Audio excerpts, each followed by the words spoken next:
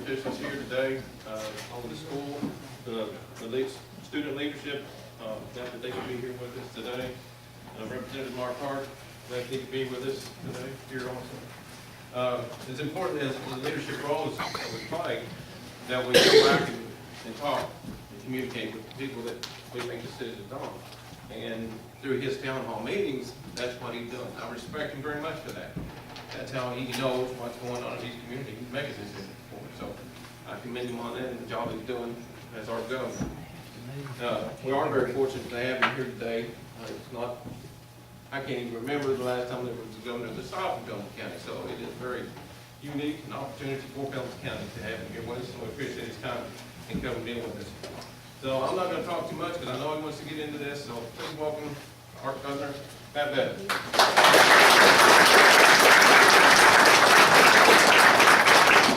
Well, you all are blessed to have people who really have my ear and my respect, and I mean it sincerely. Both your judge executive and your state representative are people who represent you like you do. And in the same extent for every community, it really can. I won't single out those that are at what end of the spectrum, but in all seriousness, there are certain communities where the judges and the representatives are more engaged, where they've literally been in my office and have made the case for things on behalf of a given community.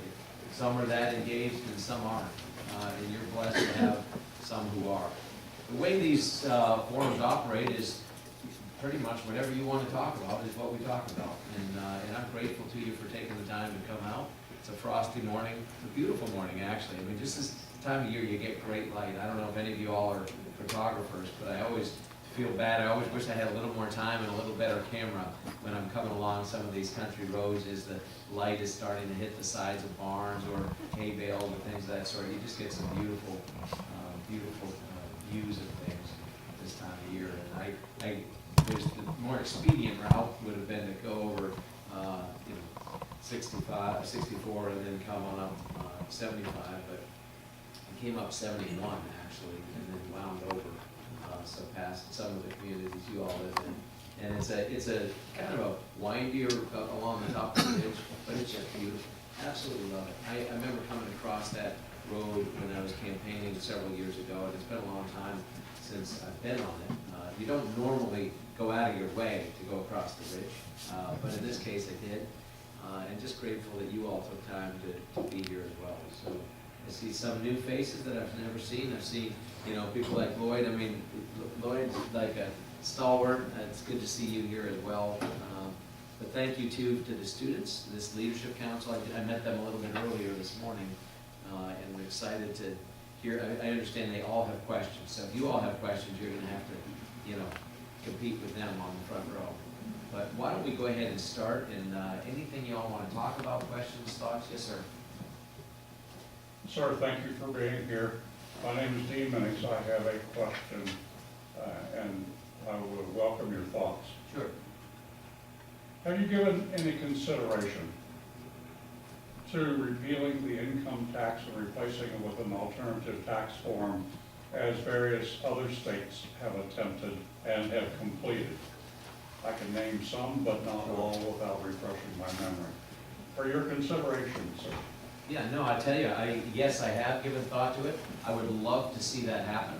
I've been very clear about that. In fact, if you go back and look, when I first ran for office, heck, whatever it was, 3-4 years ago now, been governor just about, what is today? Tomorrow will be 3 years. It will be the 3-year anniversary of when I was sworn in. And if you go back and look in the months prior to that, as I was running, I put out what I called a blueprint for a better Kentucky.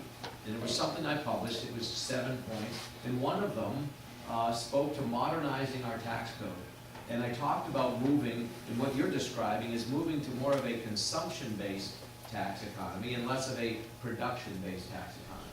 And that's what I called for in this blueprint. And I'm a big proponent of it. I was then, I still am.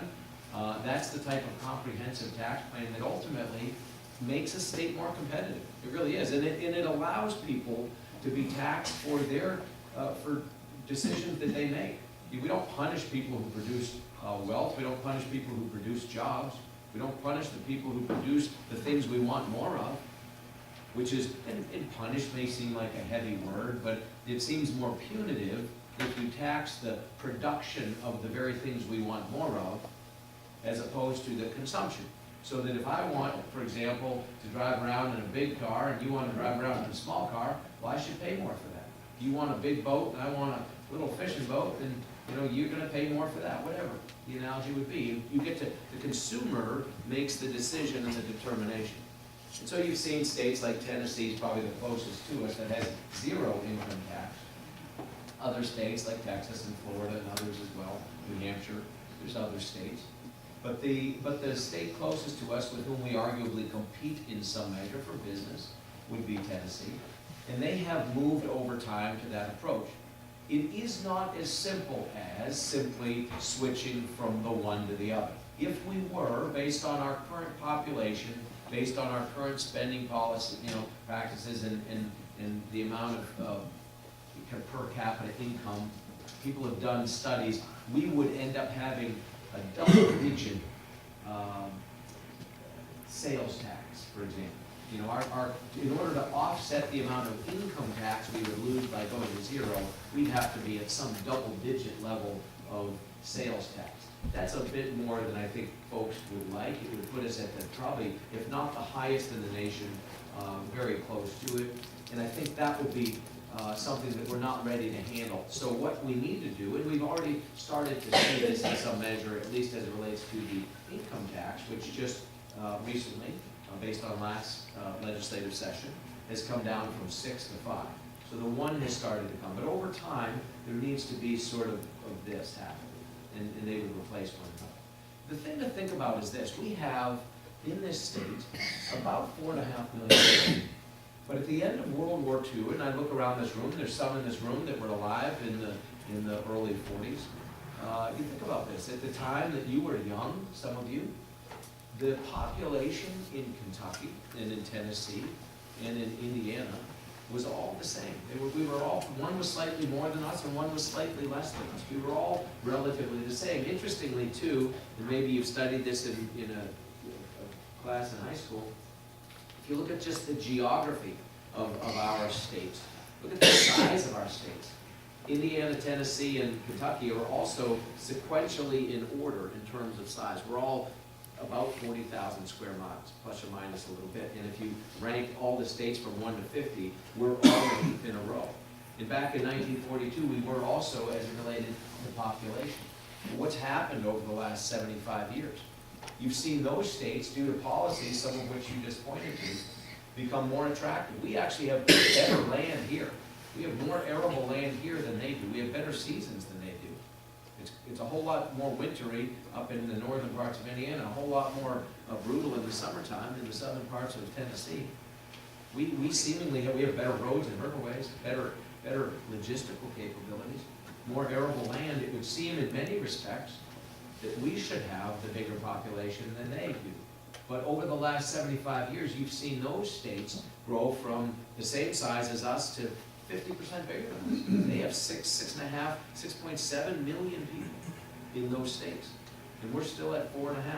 So as we've kind of grown a little bit like this, they've grown like that. Could you imagine if we had 2 million more people? We had 2 million more people in this state. Certainly we have room for them. We really do. We have the capacity to handle it. Certainly they have. If we did, and if just 30% of them paid taxes, if you had another 600,000 taxpayers, you could do the very things you're describing. And over time, we need to create policies, create jobs, incentivize businesses to come here, so that we will have that influx of jobs, job creators, taxpayers, and we can ultimately continue to transition to a consumption-based economy. It's the smartest thing to do, it's the fairest thing to do. It's the thing that nobody, no taxpayer, no one likes to pay taxes, let's be honest. I mean, everybody would love to get something for nothing. It's human nature. All of us are wired that way to some degree. But the things we want, the services that we expect our government to provide, the protection and the service of our law enforcement, the public education in our schools, the roads, these things, we need taxes to pay for them. The best way to get those taxes is with a broad consumption-based tax. It's the fairest. Nobody can really complain about that if you pay for what you use. So it's coming. It's just gonna take time. Yes, ma'am?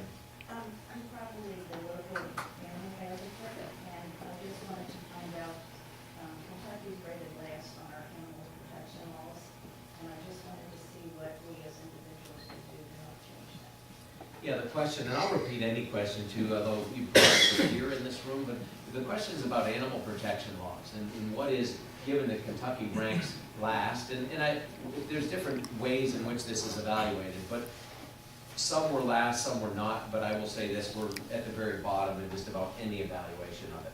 Certainly in the bottom 10, no matter how you look at it. And that's nothing to be proud of. You can tell a lot about a society by the way it cares for its animals, you really can. You can also tell a lot about a society by the way it cares for its people, but that's a whole nother topic, specific to, you know, animals. We can make strides there, and indeed, even since I was elected, we've started to make changes as it relates to dog fighting and things of this sort. So there's a lot that still can be done, but just even the ways in which we look at our shelters and the rules that govern those, the ways in which we hold people accountable for just the way they treat the animals they're responsible for. I think there's progress yet to be made. It's a fine line. You have to be mindful. I mean, at a certain point, and this is not to be dismissive of your point, because I share your concern, I really do. I grew up with animals, you know, both farm animals and domesticated animals as pets, still have the same now. But there's a fine line between government dictating this, that, and the other thing, and telling everybody what they can or can't do and how they have to do this, that, or the other thing, and also just education and encouraging of people to just do what's right as well. It's a combination of both. There needs to be some of the government involvement, but there also needs to be as much involvement on the part of us as parents, us as community members, us as teachers and students, making aware of the fact that we have responsibility to all creatures, great and small. When I was a kid, I don't know if you all, is anybody in here a veterinarian by chance? Or anybody work for a veterinarian? When I was a kid, I wanted to be a veterinarian, and there was a guy named James Herriot who wrote books in the 50s and 60s. He was British, and he wrote a lot of books, and they all had titles like All Things Great and Small, All Things Wise and Wonderful, and things. And it was stories about his life as a veterinarian.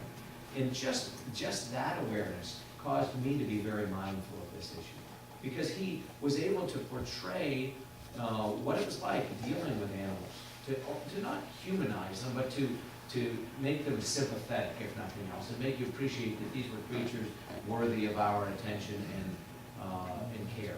And so I think part of it is just education as well. It's something I would say this, and I mean it. If you have ideas, I'd love to get your point of contact before we leave. If you have specific ideas of things that you would like us to consider, I would encourage you to let me know, but also let Mark Hart know, because he's your representative. And as it would relate to anything that would be governmentally legislated, he'd be your point of contact to bring this into the legislative process. You're welcome. Other questions on anything? I know you all have questions, so who wants to ask the first question? Well, I asked one. Yes, sir. I'd like to know about gambling, the interstate bridge at Cincinnati, and what we're doing to our roads. That's a lot of questions all packed in one. Well, So, in what order? You're talking about the Brent Spence Bridge. please? The Brent Spence Bridge is the one you're Yes, talking that's about. Yeah. correct. And then, so gambling, the Yeah. Brent Spence Bridge and roads, what specifically about roads? Well, we got some money awarded to us to repave some of our roads here in Pendleton County. Mine was one of them. They're doing this new system of putting gravel down and putting tar on top of it. Yeah. Well, they did on both my roads 1.16 miles long. They're supposed to put a cap, we understood they was going, after they got done, they was going to small thin cap of blacktop on top of it.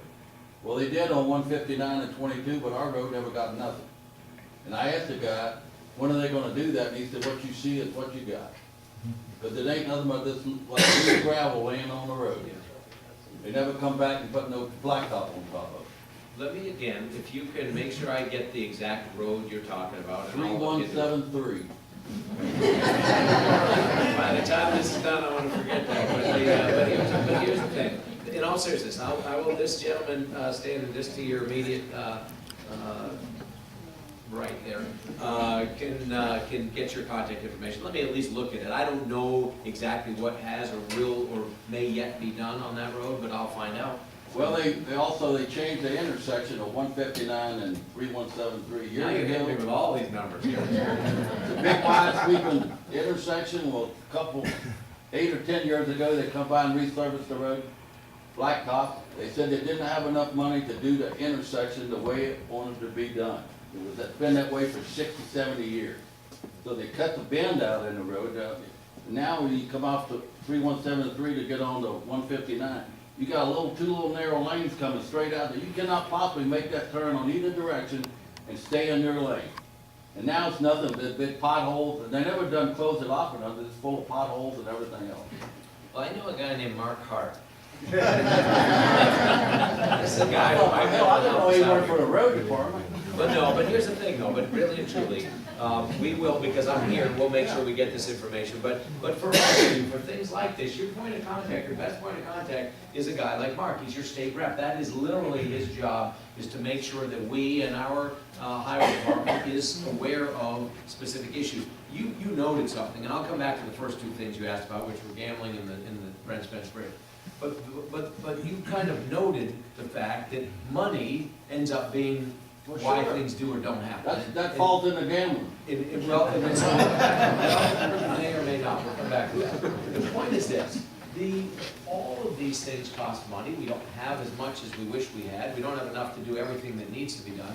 I was telling these students earlier, I grew up in a community, this would be like the big town compared to where I grew up. And it was very rural, and a lot of the roads weren't even paved, they were dirt back then. Some of them still are, but this, the bottom line is, I appreciate what you're talking about in the difficulty in getting things addressed in some of these rural communities. That said, there are times when they rise to the occasion of whether, especially from a safety standpoint, of getting them addressed. I remember when I was running for office, just out on the eastern side of the state, outside of a town called Pendleton County, I came around a bend in the road, and there was a hole. I mean, it was as big as this screen, probably twice the size of this screen, in the road where the road had just collapsed. And there were barrels around it, but it was literally right in the middle of one of the two lanes. There was a lane coming this way. I was heading toward Inez in a town called Warfield. And there was this massive hole in the road. It was so big that one of the orange barrels that had been put there had fallen into because it kept expanding apparently, this barrel had fallen in to the hole. And I got into town and I said, what is up the hole? Oh yeah, that's been there for a couple of years now. I said, you gotta be kidding me. I said, that is so dangerous. What if like the school bus went in? Oh, everyone knows it's there. I mean, I thought, well, that's it. And sometimes in small rural communities, that's kind of what it is. Until eventually that was one thing I said, I can tell you if I get elected, we're gonna fix that hole, because heaven forbid someone didn't know it was there, and the school bus was coming the other way, and someone was coming, there was no margin for error, there was no median, there was no lanes or anything, it was just fell down into the creek on the other side of it, which is why it was collapsing. My point is, that's just a little example of one tiny little thing where it rose to the point of just being safe, unsafe. These things, this intersection you described, if you're not able to stay in your lane, it may ultimately create a problem. Let's look at it, see what we can do on that front. Specific to gambling and the Brent Spence Bridge and to road construction, they could conceivably be related, but not necessarily. Let me take them in the order you asked them. Gambling. A lot of people would like to see casino gambling. They think this is a solution. They think we're going to tax it and make money. That's a sucker's bet. I hate to say it, it really is. I mean, it's a regressive tax on people who can least afford it in some measure. It goes back a little bit to its consumption tax of sorts. People choose to spend their money that way. That's their prerogative. It's legal in different parts of the country. But I'll tell you what, if it was really all that people imagine it to be, the wealthiest city and most successful gambling city in America, certainly in the eastern half of the United States, would be Atlantic City. We've been at it for years. All those casinos have gone belly up. How is that possible? Why is it that they've declared bankruptcy to the degree that they have? Are some arguably making money at it? Sure they are. Of course they are. But who's paying for it? Often people who can least afford it, and when they can least afford it, they then fall back on whatever resources are available to them to make up for what they've lost. And who pays for that? You all do. You know, government programs do. And while, again, people have, this is America, and I don't begrudge people the right to choose to do with their free money and time what they want to, as long as it's legal. Really don't. I mean, that's their prerogative. But to make this a legalized casino gambling in Kentucky, in my estimation, is not, the juice isn't worth the squeeze, as people say. It's just not. And it's tempting to think, well, we could make this much money. I've heard people say, well, if we could just get this much money. I've had the same argument, you didn't bring it up, but I'll introduce it here just to talk about it, and I'll come back to the Brent Spence Bridge. If I hear the same argument as it relates to legalizing recreational marijuana, a lot of people that would like to see it happen, but not nearly as many who wouldn't like to see it happen. I'm not a proponent of either legalizing casino gambling or of recreational marijuana. I see both of them as a slippery slope where it's tempting to think, well, we could make some money, but is it worth it? Is the societal cost worth it? And in fact, are we really even able to make the kind of money we want? And will it suffice? I've heard people say, well, you could legalize recreational marijuana, and you could use that to pay off the pension obligation. It's great in theory. I've heard people estimate we could make as much as $100 million a year off of legalizing recreational marijuana. I've heard the same kind of numbers as it relates to casino gambling. Let's just say that that's true. And again, you never know what the actual number will be until you get underway, but let's say it really was as much as $100 million. Our pension systems right now, which are failing, have essentially already failed. We'll come back to that to the extent any of y'all want to talk about it. The pension systems are in dire trouble. We are not only on the animal care front, but without any question, on every list, we are the worst funded pension system in America. Nothing to be proud of, something to be concerned about. But let's just say, you know, we legalize recreational marijuana and we could get $100 million a year. Everybody in Kentucky would have to smoke as much weed as they possibly could for the next 600 years. 600 years. $100 million a year, we have a $60 billion hole of unfunded liability. That's 600 years of everybody doing their part. I'm not sure that that's really the right solution. The key gets back a little more to what you said, is if we come up with the kind of tax structure that makes Kentucky attractive, that brings employers and people who pay taxes here, and we have more of them, that's how. More people paying less tax each is how we're ultimately going to be attractive relative to other places, so that we have the money to pay our obligations. So as it relates to people who like to gamble, they would like the idea of having it here because it's easier to have it in your own backyard and have to drive for it. And you know what? We're not that far from, you know, I guess Belterre or somebody, I don't know who's the closest one, but there's some around here that people can get to if they're so inclined. But if it was that attractive, you'd see more of them over there too. Even the ones right across the river from Louisville, not doing as well financially as they were projected to do. So, while I'm governor, I'm not ever going to advocate for it. I'm not a proponent of it. I don't intend, I would veto any effort to instill casino gaming or legalizing recreational marijuana. You should just know that. You know, if you want something different, you're going to have next year the opportunity to elect a governor that thinks casino gambling and recreational marijuana is good. I don't. I think it's a sucker's bet. I think it punishes people who think they're going to be benefited by it. In the end, it's not good for the taxpayer. The legislature ultimately decides this, though. Understand this, the governor doesn't make this rule or not make this rule. The legislature does.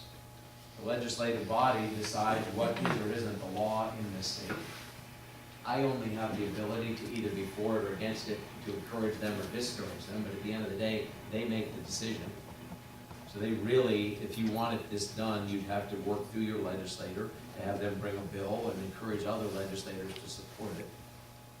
But at the end of the day, I would have the ability to veto it. But in this state, we have what's called a simple override. It's a very low threshold. I can be overridden, my veto can be overridden more easily than the bill can be passed. Fewer votes can override my vote than might have been used to pass the bill in the first place, because you only need a simple majority of people to override a bill. So from that standpoint, it's you know, my influence is somewhat limited, but I just want you to know where I personally stand on this issue. With respect to the Brent Spence Bridge, this is a big issue in this whole region of the state. It really is. 4% of the nation's GDP rolls into that state every year. of the nation's wealth that is produced in any given day rolls over the Brent Spence Bridge. That is a bridge that's now a little over 50 years old. It was built originally to handle about 40% of the volume of traffic that it's currently handling. It is structurally sound. Do understand this. It's not a safety concern right now in terms of its ability to withstand the traffic. It is a safety concern with respect to how much is trying to funnel onto it. If you've ever tried to pull a trailer across there and tried to get, over an I-71 going north or something, and you were coming from Kentucky, I mean, it's a dicey affair. It really is. So from that standpoint, it's structurally sound, but it's functionally obsolete. It needs to be updated, it needs to be modernized, it really does. And so I'm in conversations, not only with our transportation cabinet, but with the folks at ODOT across the river in Ohio. I've had many meetings, as have members of my cabinet on this. Secretary Thomas is the Secretary of Transportation. He's had a lot of meetings. We have, for the first time ever, done a study that looks at both the bridge corridor itself and a potential bypass, which there's been a lot of conversation about both of them. But they were always done as sort of one or the other. It's not one or the other, it's both. I'll tell you straight right up right now, it's gonna be both, it has to be both. We do need a modernized corridor, but we also need to think about the future.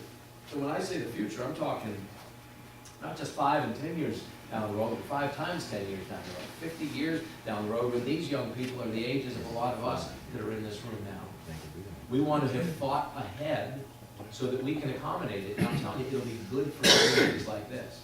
Because you go down and you talk to people in Atlanta and ask them if they had wished they dreamed a little bigger in terms of what potential expansion could have been.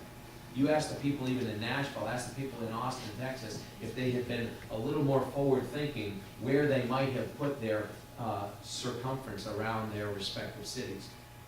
They would have reached out a whole lot farther. And when we put in 275, I mean, heck, that was really, at best, a token effort. It really was. It really didn't alleviate anything. And we need to not think about coming just the same distance farther south, but I mean, we're talking down even in potentially communities like this. Wouldn't necessarily come through this community, but this community would become a feeder into what it would come into. Because you think about this. Look at America right now. Look at the world right now. Look at all the geopolitical uncertainty in the world right now. There's so much unrest, so much geopolitically uncertain behavior. I mean, how many of you would want, if you were a big global corporation and you were looking to maybe set up a new operation somewhere in the world, how many of you right now, based on the last couple of weeks, would think, I know, let's go put our headquarters in Paris, for example? Anybody been watching the news? I mean, you think about it. I mean, Europe is stable, advanced, civilized Europe, but yet you look at the unrest and the geopolitical uncertainty there. There's not a lot of it left in the world. There's a lot of people concerned. The last place in the world that gives people any sense of comfort or belief that there's stability of any kind is North America. We're hardly perfect. We've got our issues and our problems. But relative to other places, this is a stable, solid, law-driven, intellectual property protecting part of the world. And there's trillions of dollars looking for places to go where they can have the rule of law, have protection, have stability, have access to infrastructure and commodities and water and clean air. We have these things in abundance relative to other parts of the world. And right here in North America, right here in the United States, right here in the Midwest, and right here where we are now is the epicenter of all of that. And the one thing we have in abundance that does not exist in much of the world and is increasingly becoming a more valuable commodity than gold or oil is potable water. I'm telling you, the wars in our lifetimes of some in this room are going to be fought over water, which is insane to think about, but it will. There's not enough of it in the places where people are currently to be able to suffice the demand that people have. You see even parts of this country where it's becoming a big issue. Things like the Colorado River have been essentially sucked dry. We have an abundance of it. There's more miles of moving waterway in Kentucky than any other state in America except Alaska. Only Kentucky, only Alaska has more moving waterway than Kentucky does. In navigable waterways as well. We have an abundance of them, we're blessed with it. The world is going to come here. Are we gonna be ready? From an infrastructure standpoint, how forward-thinking do we wanna be? So I did a study, it's the first time it's ever been done, where we had the same design engineers, an environmental impact study done, looking at the Brent Spence corridor and a bypass simultaneously, so that we can truly compare an apple to an apple, even though they're different types of apples. They're part of the same thing. We have to think of it as not this one or that one, we have to think of it as both. The $64,000 question, or $6.4 billion question, or whatever the number is somewhere in between the two, is how do you pay for all that? That's the big question that we have to ask ourselves. But this can be done, just as we have paid for other projects. But we need to modernize that Spence corridor. It's going to happen. I've already been in conversation with Mike DeWine, who was just elected across the river. He's the incoming governor. I don't know if you've noticed, any of you who happen to live close to Ohio, I guess most of you are probably from this immediate community, but the existing governor in Ohio has been a little distracted lately. He seems to be busy doing other things, and so he hasn't been as accessible on this topic. Mike DeWine is very passionate about this, and that should encourage you. He is, so too is his team. I've met with them, I've met with the chair of their transportation committee in the Ohio House. I've had a lot of conversations with people about this, and we intend to keep this moving forward. This is a multi-year project, multi-billion-dollar project. It's not going to come cheaply, it's not going to come quickly, but it's coming. And it's going to be both, not either or. Other questions on anything? In the back, and then, well, I'll tell you, let me got a couple of these up front. I'll get yours, and then back here, and then yours. So there are 9,654 kids in foster care currently.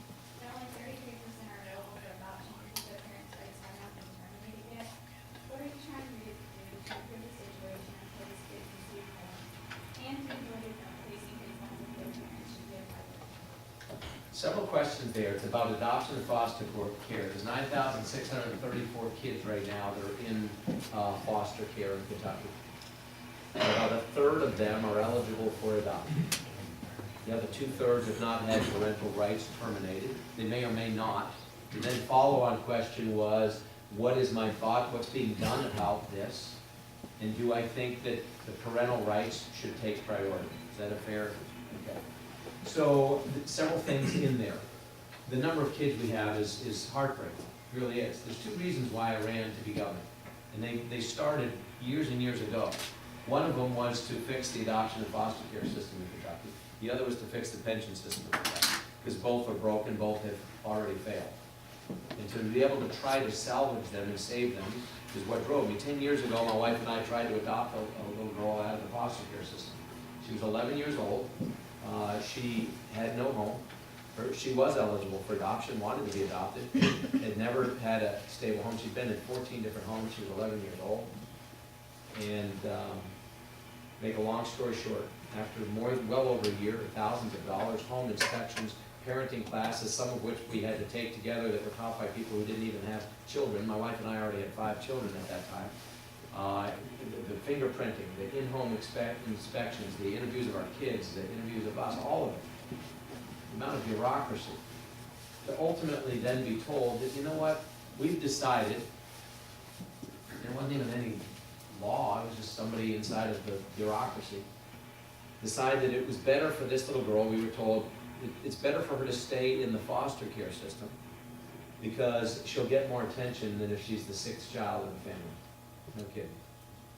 This little girl's a young woman somewhere now, and without going into all of it, because it's heartbreaking, statistically, what becomes of kids who age out of foster care and never have a home, it's not good. It's not good. The majority of them never even graduate from high school. A full third of them, by the time they're 19 and they age out at 18, a third of them end up being involved with the criminal justice system within their first year out. Young women in particular are exploited to degrees that we really don't want to go into in detail. It doesn't end well. It's criminal that we don't do a better job of taking care of these kids. This was more than 10 years ago. And I remember then I had nothing to do with government. Even now, it's the first political job I've ever had. But I remember thinking somebody should do something like this. My wife and I subsequently adopted 4 children, but we didn't do it in Kentucky because it was so difficult. It made it impossible. They basically told us we weren't welcome because we had too many kids already. Just for the record, we haven't lost any of the 4 that we've adopted. They still all get fed, you know, they're all in school, they're turning out fine relative to whatever. My point is this, I mean, government shouldn't be involved in certain things that it is. So that's a great question. The most important question that you asked, among them several, was what do I think about, and you sort of asked, is about the role of parental rights. Here's what I believe to my absolute core, and some may agree, some may disagree. It is the right of the child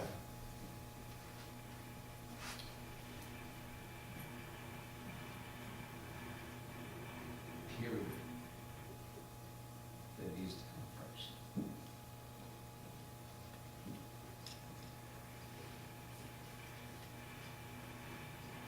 It truly does break my heart at how we have failed some of the most vulnerable members of Kentucky's society. And then we continue to.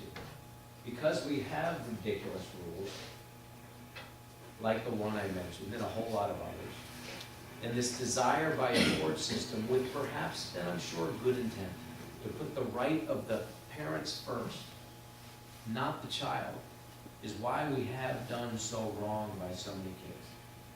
Because at a certain point, as a parent, if you have abdicated your responsibility, not just once, but twice and 3 times, the idea that a court system is determined to keep returning a child back into the family is terrible.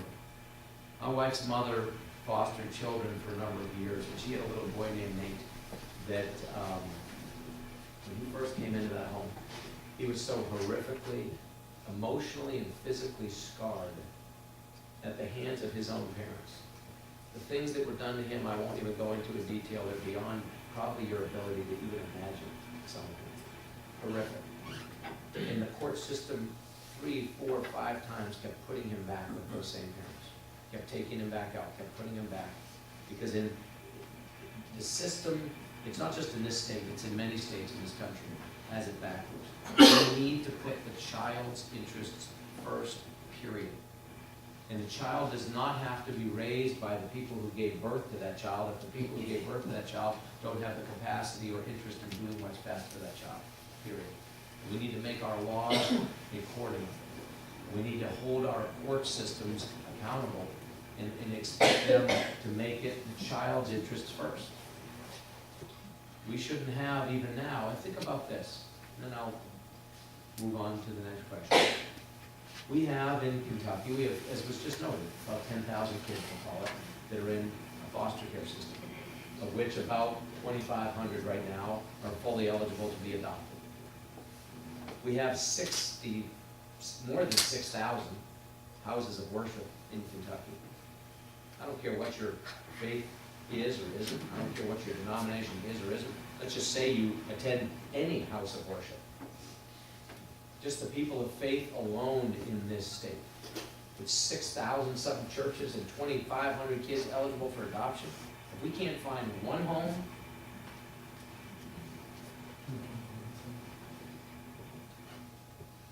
for every 2.5 churches, and we're not trying very hard, I'll tell you that. So we've got, this is, as you can probably tell, this is something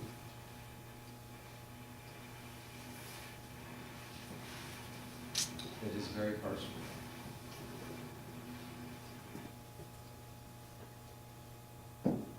And I truly think every one of us in this community and every community in this state, we have a responsibility that we have been failing on collectively. Some in this room may have been part of the solution, but I tell you, we can do more. Every one of us could, we should, we need to. This is a big problem, a big problem. We are failing these kids. We also know that those of you for whom it's just pure math, you want to look at the numbers, a kid who ages out of foster care, and I think the number I'm about to give you is a conservative number, I don't think it even fully captures it.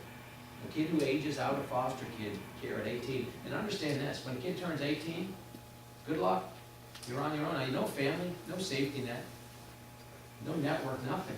You're an adult now, state's done, good luck to you. Crazy.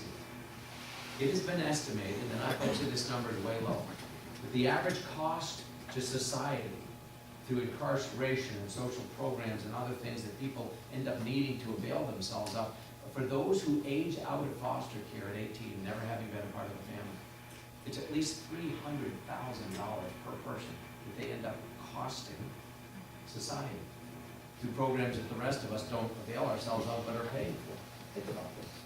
It's crazy. Even if you want to be purely numeric, it's a bad idea to let these kids fail because we can't afford it. But we can't afford it financially, we also can't afford it societally, emotionally, spiritually. It's ripping the heart and soul out of our nation. This is a big issue. I appreciate you bringing it up, even though it's harder for me to talk about. Again, I have 9 children. 4 of our children are adopted. It's not impossible to be able to do this. It's a little crazy sometimes, and most people shouldn't probably do that. But at the same time, a lot of people can do some variation of it. We've got to address this. This is something we're putting a lot into. It's starting to change. It's not easily done. But you watch, these numbers are going to start to come down. Because I'll tell you, we're really reaching out to people in both the faith-based and non-faith-based communities. But especially in a state like ours, where people care about this. You talk about being the hands and feet of Christ. Most people in this room probably go to a church. Most of the churches you go to espouse the very types of things that we're talking about. It's the mission and the purpose of their reason for existence. It's time that we put our words into action.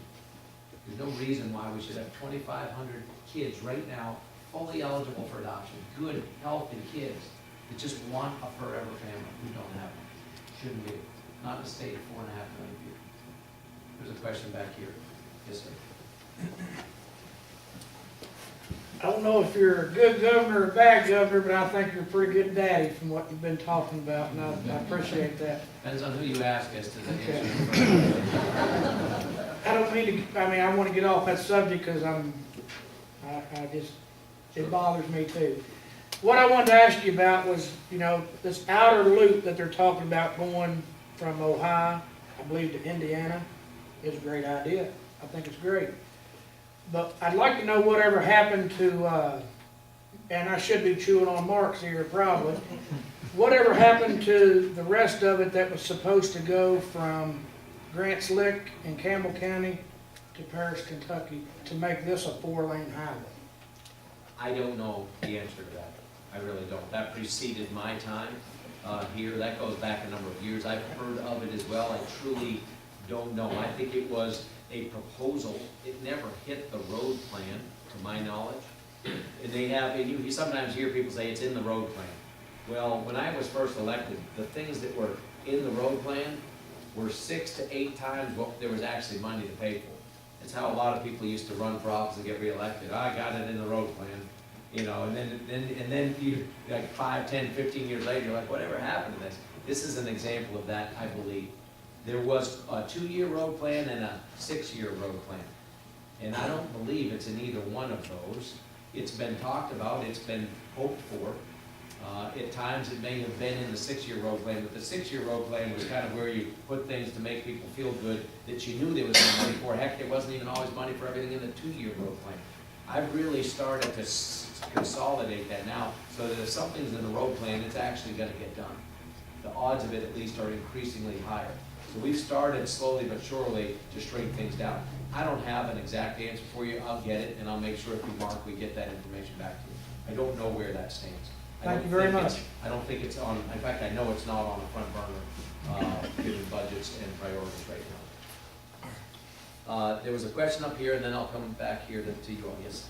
Okay, so since we're like all students right now, and teachers are very important to us so that we can like learn for the future and get good jobs, how are you looking to support our educators? There's several different ways, and it's interesting. This is an important topic to a dad of 9 kids, obviously. They're all affected by and under the tutelage of teachers.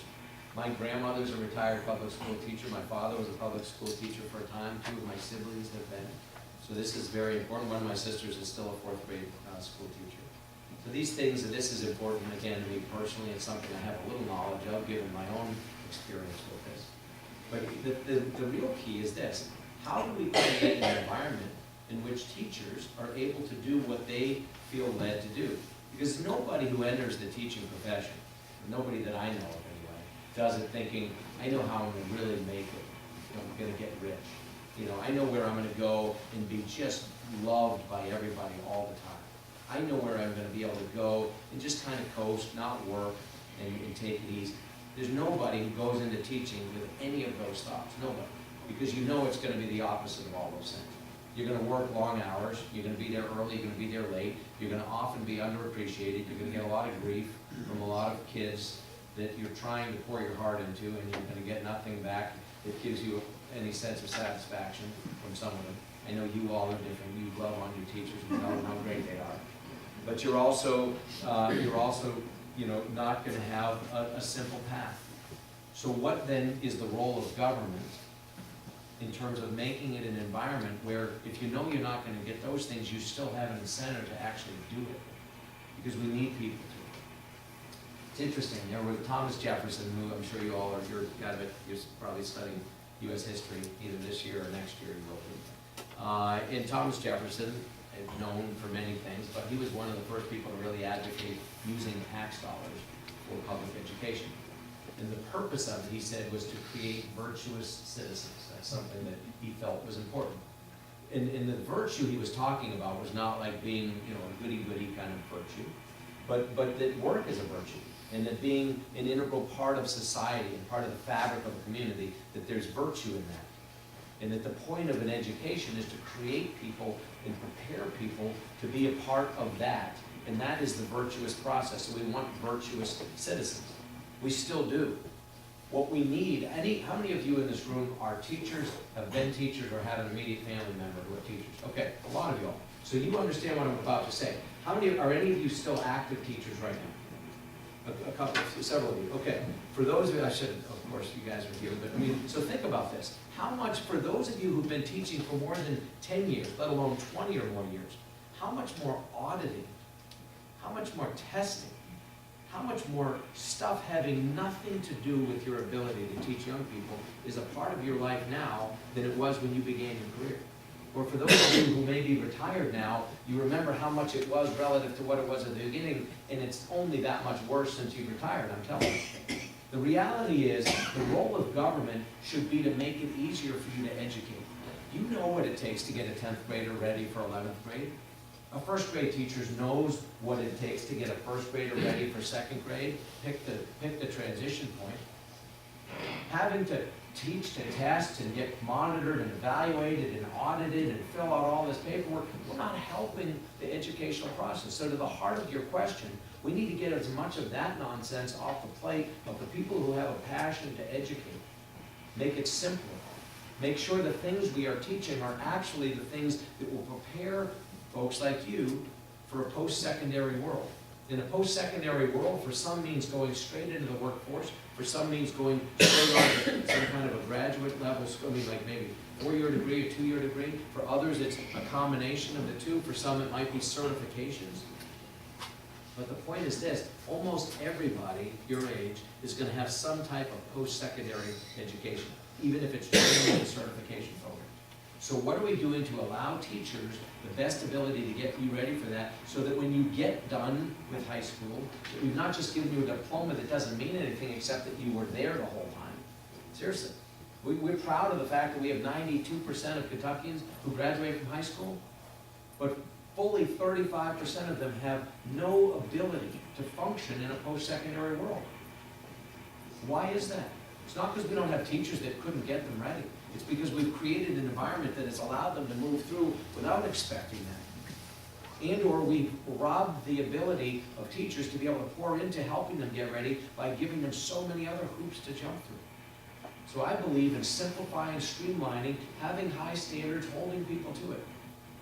As a father of 9 children, you can appreciate this. I won't name the names of which is which, but I've had kids who gotten 36s on their ACTs, and I've had kids that are on the IEP, and everything in between. I mean, and this is, my family is not unlike, you know, Kentucky is not unlike America. Kids have different abilities, they have different strengths, they have different ways in which they learn and different ways in which they need to be reached. We need to make it as easy for a teacher to do that as possible. They're not gonna ever be able to be paid numerically the kind of dollars that justify the value of what they put in. So we need to make sure that they aren't punished punitively with all of the bureaucracy and red tape. That's what this scissors is, it's just cutting through red tape. It applies to any number of different areas. So it's a good question, and I think the key is what kind of an environment can we create in which they are able to do what they want to do, and they can do it most effectively. All the other things matter too. I mean, obviously, they do, but it's one of the reasons I'm passionate about trying to save the pension system. It's kind of ironic, I've gotten a lot of grief about, you know, trying to save the system because people don't want to talk about the fact that it's failing, but it is. My grandmother, who retired, she taught public school for 40-something years. I never knew my grandfather. My mother's father died when she was a girl. So her mother was a single mom raising 2 young girls as a school teacher, and the only retirement she had was her public pension from being a teacher. Had she not had that, my family didn't have any other resources, she would have been up a creek. And this is why I ran. As I said, it was the adoption and foster care issue and it was the pension issue, both failing. And I realized people like my grandmother, there's a lot of them in Kentucky, some even in this room. If we don't save that pension system, people don't have a backup plan. That's why we've got to be honest about the real state of it. It's in bad shape, and people have been lied to about it for a very long time. I know you have a question, but there were a couple more over here. There was one actually, Lloyd, then here, and then I'll come to you, sir. I've met with you twice over this excess right away. I'm sorry? The excess right away. Yes. There's $4 to $5 million just in Campbell County. You've got 120 counties. There's a lot of money. Everything we're talking about here is money. I met with Thomas, and we need to do a pilot program in Campbell County. And I work for the transportation committee. I'm telling you, there's $4 to $5 million just in Campbell County. And it's not being taxed. It's sitting there and not being used. We're paying to have the grass cut. It's kind of crazy to have that land when you don't need it. I agree. The point that's being made is that you have excess property. And it tends to be along the side of roadways, and it tends to sometimes be that you needed to pick up